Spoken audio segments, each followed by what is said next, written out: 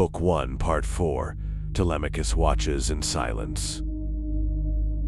The great hall of Ithaca glowed beneath endless rows of flickering torchlight. Golden flames danced against towering marble columns, while shadows stretched across the polished floors, like restless spirits trapped within the palace walls.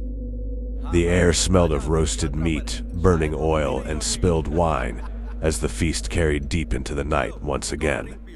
The suitors crowded around Odysseus's tables without shame, eating the kingdom's food as if they were already kings themselves. Laughter thundered through the hall. Some shouted drunken songs while others competed loudly for attention, boasting about their strength, wealth, and noble bloodlines.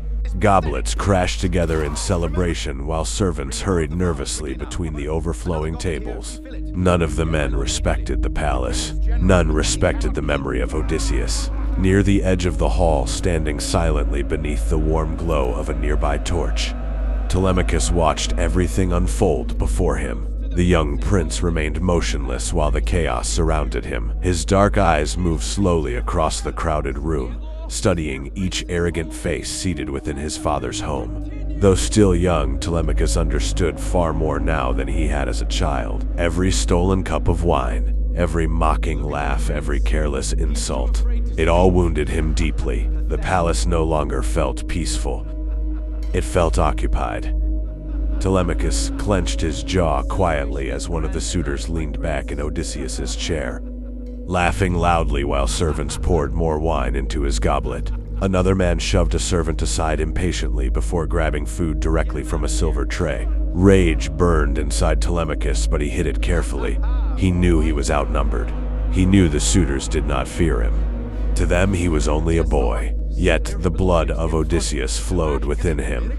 Sometimes, late at night, Telemachus imagined what his father would do if he suddenly walked through the palace doors. He pictured the great king standing tall beneath the torchlight, his presence alone silencing the hall instantly.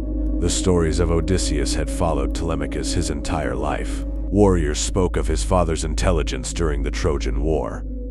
Sailors whispered about his courage against monsters and storms. Even the elderly servants remembered the wisdom and strength Odysseus once carried into every room he entered. But Telemachus barely remembered him at all. Only fragments remained in his mind now.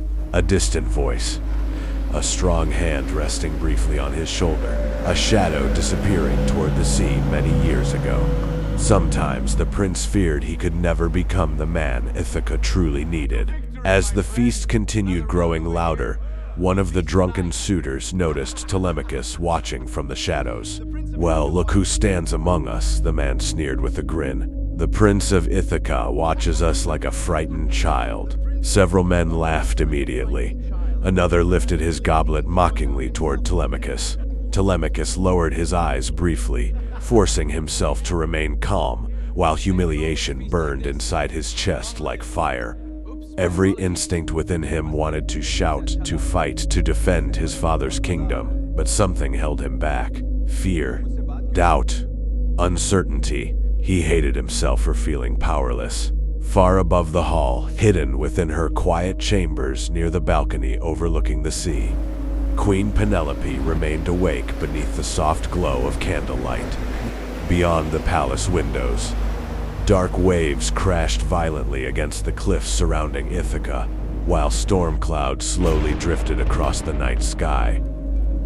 The kingdom itself felt trapped between hope and despair. And unknown to everyone inside the palace, another presence had already entered Ithaca. High above the mortal world, the goddess Athena watched Telemachus carefully. She saw the pain hidden behind his silence. She saw the anger he struggled to control. The courage awakens. But most importantly, she saw the courage beginning to awaken within the young prince of Ithaca.